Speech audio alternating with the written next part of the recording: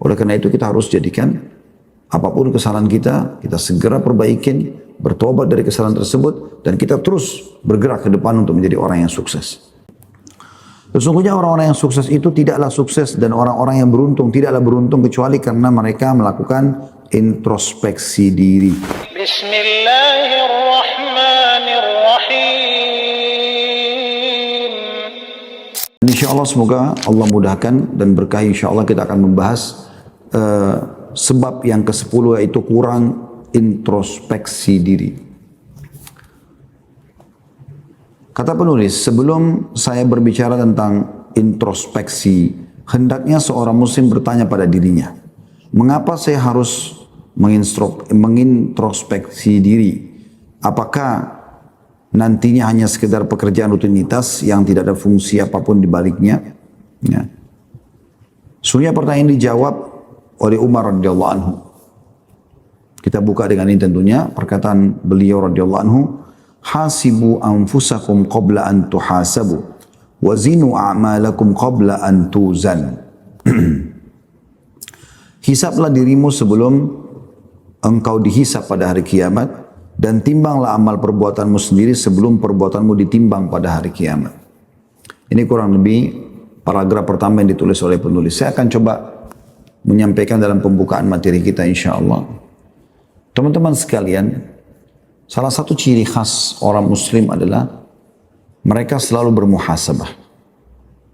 Mereka selalu menjadikan apapun yang sudah mereka kerjakan, walaupun itu sudah maksimal dia kerjakan, ada bahan evaluasi di akhirnya. Kira-kira kekurangan apa lagi? Atau harus ditingkatkan seperti apa lagi? Contoh misal, walaupun teman-teman sudah rutin sholat malam, seperti sekarang Ramadan, Masya Allah, kita terus berjalan puasa, dan semoga Allah SWT mudahkan kita sampai akhir Ramadan, penuh dengan kesehatan, keimanan, amal soleh, dan juga jauh dari kemaksiatan. Allahumma amin. Tapi teman-teman sekalian, orang yang cerdas adalah dia selalu muhasabah. Dia gunakan atau dia disisihkan di akhir waktu dia di malam hari, bagaimana dia evaluasi. Hari ini puasanya sudah maksimal belum? Apakah saya sudah gunakan maksimal dalam ibadah-ibadah? Misal ibadah baca Quran, berapa ayat sudah saya baca hari ini? Dia evaluasi. Kalau dia cuma baca 10 ayat, dia coba tingkatkan menjadi 20 ayat, 30 ayat, 40 ayat. Bahkan kalau perlu 1000 ayat per hari. Sehingga Anda dengan 6 hari atau 7 hari sudah bisa mengkhatam 30 juz Al-Quran. Kita jadikan bahan muhasabah. Puasa hari ini sudah berisi enggak dengan zikir pagi petang? Sudah berisi enggak dengan sholat duha? Sudah berisi enggak dengan istighfar 100 kali? Sudah berisi enggak dengan berdoa yang memang Nabi SAW janjikan mustajab atau diterima karena di waktu puasa? Sudahkah hari ini saya berbakti pada orang tua? Sudahkah saya isi dengan bersedekah di pagi hari? Sudahkah saya persiapkan di maghrib seperti ini untuk membuka puasakan orang? Dan seterusnya. Jadi jadikan bahan muhasabah. Nah, evaluasi ini itu akan membuat kita meningkatkan kualitas amal baik yang sudah kita kerjakan. Begitu juga teman-teman sekalian, kalau seseorang melakukan pelanggaran-pelanggaran dan kelalaian, dia selalu mengevaluasi dirinya. Karena introspeksi diri ini penting sekali. Dia akan sangat berpengaruh ya, untuk meningkatkan kualitas kebaikan kita, dan juga dia akan menghadang kita ya, dengan tembok yang sangat besar dari perbuatan kesalahan. Karena kita akan terus ya berjaga-jaga jangan sampai kita terjerumus lagi pada kesalahan yang sama. Oleh karena itu perkataan Umar ini sangat menarik. Hasibu anfusakum qabla an tuhasabu. Kalau teman-teman ya, hisablah diri kalian sebelum kalian dihisab. Kalau teman-teman pernah menghadapi sebuah permasalahan, mungkin Anda pernah rasakan seperti disoroti oleh banyak orang. Mirip dengan di sidang lah ya. Maka seperti apa perasaan Anda pada saat itu? Saya yakin Anda merasa kayak diserang dari semua sisi.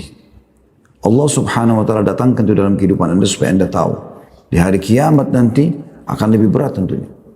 Oleh karena itu kita harus jadikan apapun kesalahan kita segera perbaikin, bertobat dari kesalahan tersebut, dan kita terus bergerak ke depan untuk menjadi orang yang sukses. Tidak ada kata terlambat tentunya.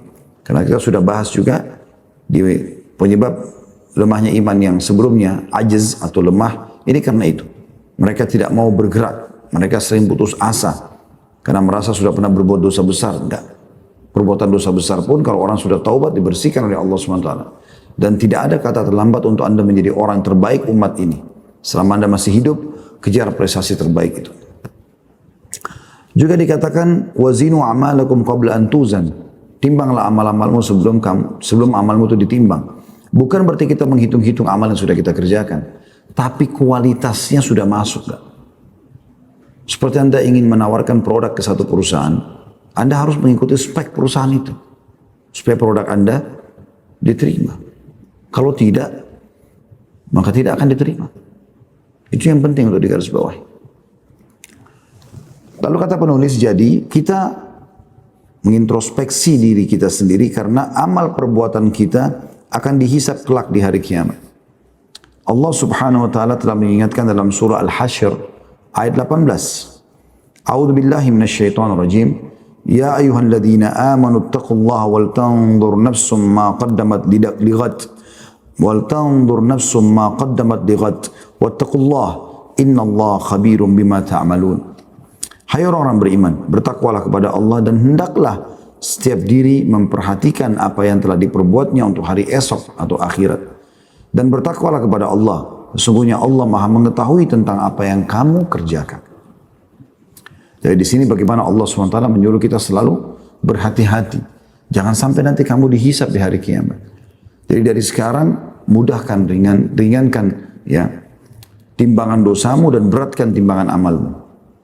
Saya sering membahasakan itu buat diri saya sendiri, kemudian baru teman-teman ya. Semoga Allah SWT menjadikan saya orang pertama melaksanakan lalu mengajarkannya. Pergilah menuju akhirat dengan membawa dua hal dan jangan bawa dua hal. Pergilah menuju ke akhirat, menuju kematian dan kita pasti akan mati semua teman-teman sekalian. Semoga insya Allah husnul khatimah. Maka bawalah menuju kematian itu amal saleh dan teman saleh. Amal saleh dan teman saleh. Jangan bawa yang lain. Ini dua. Setiap yang Anda persiapkan adalah amal saleh. Salat, ya puasa, ya zakat, ya segala macam bakti dengan orang tua, zikir, berdoa, jenguk orang sakit, mengantar jenazah dan seterusnya. Jadi dari sini Anda sibuk dari amal saleh ke amal saleh apa lagi. Jangan pernah teman-teman merasa puas dengan satu amal saleh yang Anda kerjakan dalam satu hari itu. Kemudian juga bawa teman soleh. Dalam sebuah riwayat dikatakan, kata Nabi SAW, nanti akan ada orang beriman masuk ke dalam surga. Lalu dia mengatakan pada Allah, ya Allah, sahabatku, pernah ada orang bersamaku dulu di dunia. Maka Allah SWT pun mengizinkan dia untuk mencari temannya di neraka. Lalu dia temukan dan dikeluarkan dari neraka. Sampai orang-orang di neraka itu merasa cemburu melihat orang ini. Siapa ini orang ini? Kenapa kok bisa keluar? Apakah amal solehnya yang mengeluarkan dia?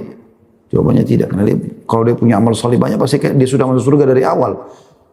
Lalu setelah ditelusuri ternyata, atau dicari tahu ternyata informasinya, ya karena ada temannya yang soleh yang masuk ke surga, yang pernah dia jadikan sahabat selama di dunia, ya itu yang menolong dia. Jadi amal soleh dan teman soleh. Yang kedua adalah, jangan bawa dua hal. Jangan bawa dosa dan jangan bawa musuh. Nah ini jadi bahan muhasabah kita. Introspeksi diri kita ini. Jangan sampai Anda membawa dosa. Usahakan di detik ini. Pada saat Anda dengarkan ceramah ini pun. Ya, saya dan teman-teman sekalian kita mulai bertaubat dari dosa-dosa kita. Astaghfirullah wa atubu ilaih. Nabi SAW beristighfar dan bertobat setiap hari 70. Riwayat lain 100 kali. Dan juga jangan bawa musuh.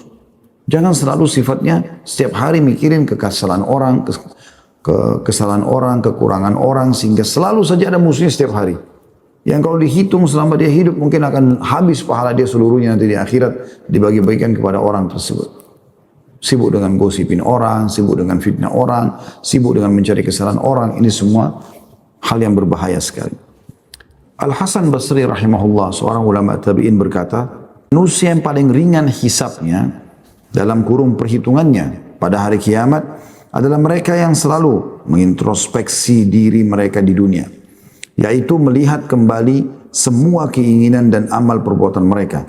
Apabila keinginan dan cita-cita mereka itu baik bagi mereka, maka mereka melanjutkannya, dan jika tidak, maka mereka tidak melanjutkannya. Dan sesungguhnya perkara di hari kiamat terasa sangat berat bagi orang yang tidak pernah mengintrospeksi diri di dunia.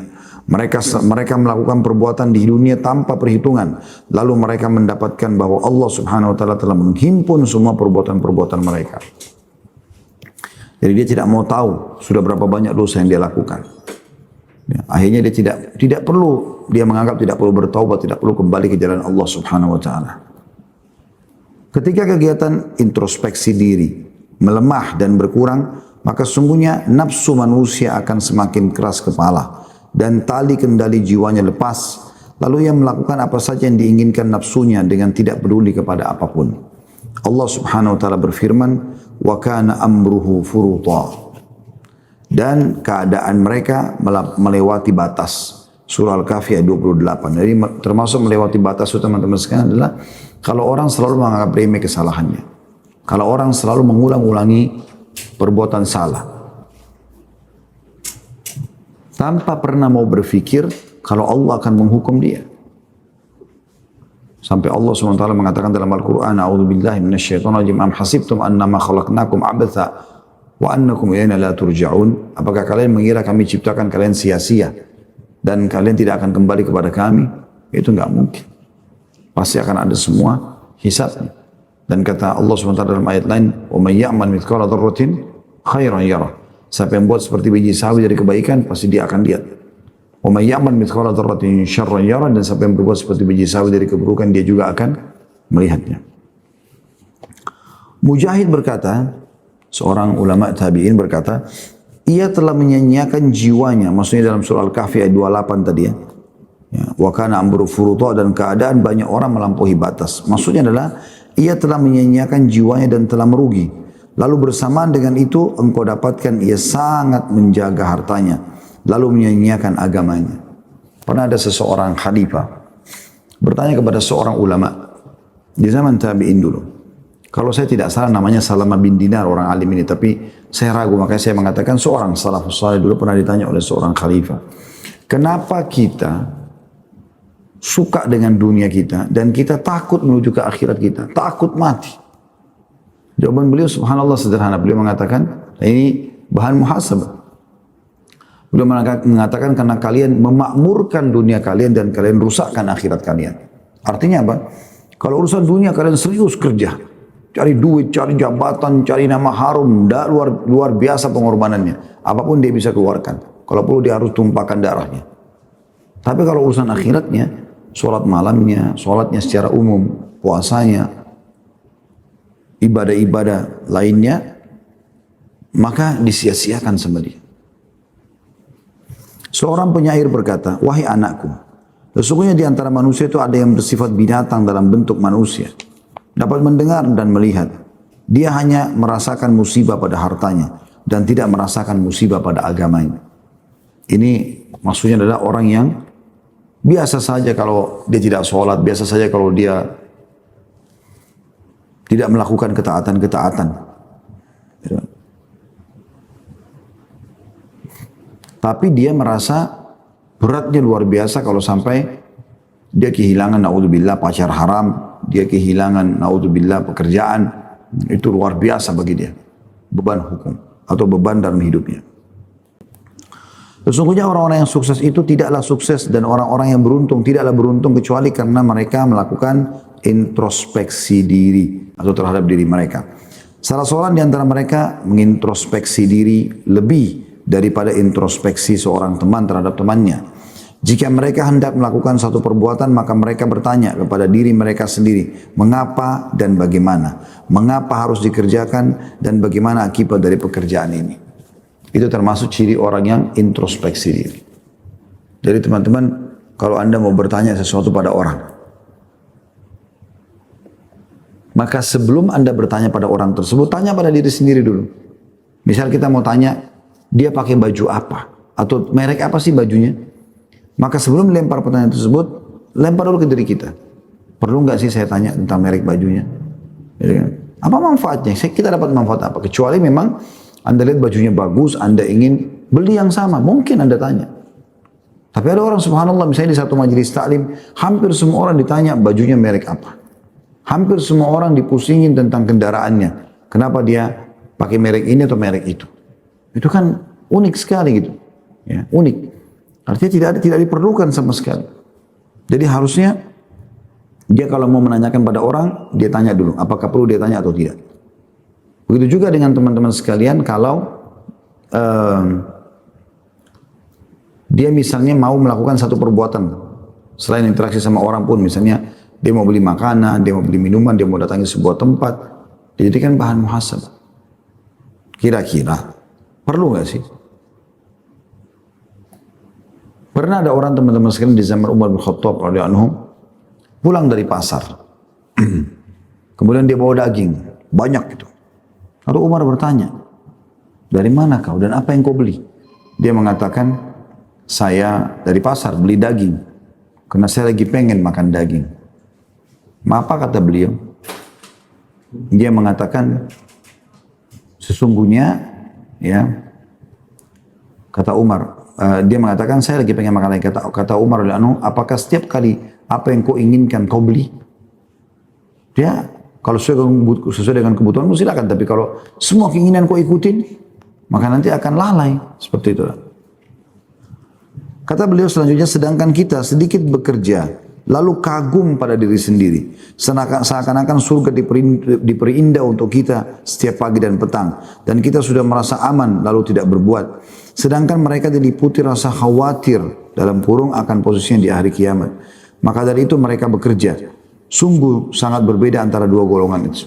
Jadi ada orang yang memang mukmin, orang mukmin, mereka selalu introspeksi diri mereka. Mereka selalu bertanya, sudah cukupkah? Maka dia terus berusaha tingkatkan kualitasnya ya.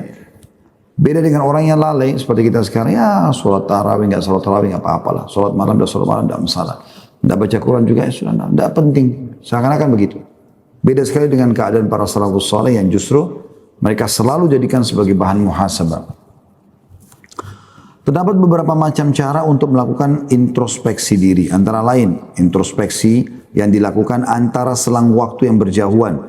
Juga ada pula introspeksi diri yang dilakukan setelah terjadi kesalahan besar. Ada juga introspeksi tiap saat. Dan inilah yang terbaik, di mana seseorang melakukan introspeksi diri setiap kali ia melakukan kesalahan. Hasan Basri berkata rahimahullah, Allah sayang kepada hambanya yang berhenti sejenak ketika hendak melakukan satu pekerjaan. Jika sesuatu yang akan dikerjakannya untuk Allah, maka ia lanjutkan. Dan jika sesuatu itu dikerjakan bukan untuk Allah, maka ia mengurungkannya. Artinya, jangan tergesa-gesa kerjakan sebuah perbuatan, akhirnya nanti mendatangkan penyesalan. Tenang, ya. At-ta'anni, tenang. Jangan tergesa-gesa. Gitu kan? Kalau itu adalah sebuah nikmat, maka kita juga ada baiknya tidak tergesa-gesa ya untuk buru-buru melakukan sesuatu yang mungkin bahkan bisa menghilangkan nikmat itu. Atau dia melakukan sebuah perbuatan kesalahan, lalu dia buru-buru langsung mengambil sebuah keputusan bahwasanya ini tidak besar bagi dia. Allah Subhanahu wa taala sangat suka, kata beliau, kalau ada orang mau melakukan satu perbuatan, dia tenang dulu. Keputusan ini. Ini karena Allah bukan. Kalau karena Allah dilanjutin, kalau bukan maka dia hentikan. Dan sebagian di antara para ulama menerangkan ucapan Al-Hasan Basri ini dengan mengatakan, jika jiwa seseorang hendak melakukan suatu pekerjaan, maka yang pertama kali ia kerjakan adalah berpikir sejenak. Apakah pekerjaan itu mampu ia lakukan atau tidak? Jika tidak mampu, maka ia tidak akan melakukannya. Jika ia mampu, maka ia berhenti dan berpikir sejenak. Apakah melakukan pekerjaan itu lebih baik bagi dirinya ya, daripada meninggalkannya? Ataukah meninggalkannya lebih baik bagi dirinya daripada mengerjakannya? Jika yang pertama adalah yang kedua, maka ia tinggalkan pekerjaan tersebut. Ya. Dan jika yang terjadi adalah yang pertama, jika yang terjadi adalah yang kedua, jika yang terjadi adalah yang kedua, maka ia tinggalkan pekerjaan itu. Dan jika yang terjadi adalah hal yang pertama, maka ia harus berhenti sejenak untuk berpikir lagi. Jadi teman-teman, introspeksi diri dalam arti kata berhati-hati saja, lebih jeli. Tapi juga jangan sampai membuat kita lelet, telat. sehingga kita dikalahkan oleh orang lain dalam perbuatan kebaikan gitu kan. Jadi kita ada orang buka puasain orang, lalu dia berpikir lama, kira-kira siapa yang saya mau buka puasain, berapa orang, lama sekali, akhirnya sampai menjelang maghrib, mungkin tempat yang dia mau ingin sumbang, sudah dapat buka puasa dari tempat lain. Saya pernah satu kali menjalani itu ya. Jadi saya menunda perbuatan itu, bukan niat untuk bermalas-malasan, karena kesibukan. Ada satu masjid, subhanallah, dan punya radio, itu rubuh ya. Kena hujan, satelitnya atau apa itu ya. Yang butuh bantuan. Lalu saya mengatakan, oh jadwalnya, oke insya Allah mungkin saya akan berikan 1-2 hari gitu. Subhanallah pada saat saya mau menyumbang 2 hari atau 3 hari setelah itu, sudah terkumpul dananya. Udah nggak ada lagi, udah nggak bisa terima. Lalu kenapa nggak langsung lakukan eksekusi pada saat itu? Kalau ada peluang beribadah, eksekusi langsung. Bukan saja negosiasi, apalagi sama syaitan. Ya. Kata beliau, apakah motif melakukan pekerjaan itu adalah untuk mencari keridhaan Allah subhanahu wa ta'ala dan pahala darinya, ataukah ia mengharapkan pujian, kedudukan dan harta dari manusia? Jika hal kedua terbetik dari dalam dirinya, maka ia tidak melakukannya sekalipun pekerjaan itu dapat menghantarkan dirinya pada apa yang ia harapkan. Namun pemutusan ini perlu ia lakukan agar dirinya tidak terbiasa untuk melakukan perbuatan syirik dan tidak melakukan perbuatan yang bukan untuk Allah. Sementara jika yang terbetik dalam hatinya adalah yang pertama, maka ia berpikir lagi. Apakah ia akan ditolong untuk melakukan hal itu dan ada penolong-penolong yang akan menolong dan membantunya jika pekerjaan itu membutuhkan pertolongan? Jika ia belum memiliki para penolongnya, maka ia menunda pekerjaan itu. Lalu jika ia telah menemukan penolongnya, maka ia maju untuk melakukan pekerjaan itu. Karena sesungguhnya ia akan mendapatkan kemenangan. Ya, seperti itu kurang. Jadi maksudnya penolong ini pendukung-pendukung ya. Tulus-tulusnya juga perlu. Ya, jangan terjun bebas. Tapi butuh persiapan-persiapan, ya minimal 50%, kemudian dia melangkah. Kata beliau di paragraf terakhir, sungguh kita amat butuh pada sikap introspeksi diri terhadap sesuatu yang kecil ataupun yang besar di setiap waktu dan di setiap tempat, agar kita dapat mengendalikan diri ini. Jika Allah subhanahu wa ta'ala akan meminta pertanggungjawaban kepada orang-orang yang tulus tentang ketulusan mereka, lalu bagaimana dengan orang-orang yang lemah seperti kita? Nah, ini semua bahan introspeksi. Jadi bagaimana kita bermuhasabah supaya jangan sampai kita lalai, ya.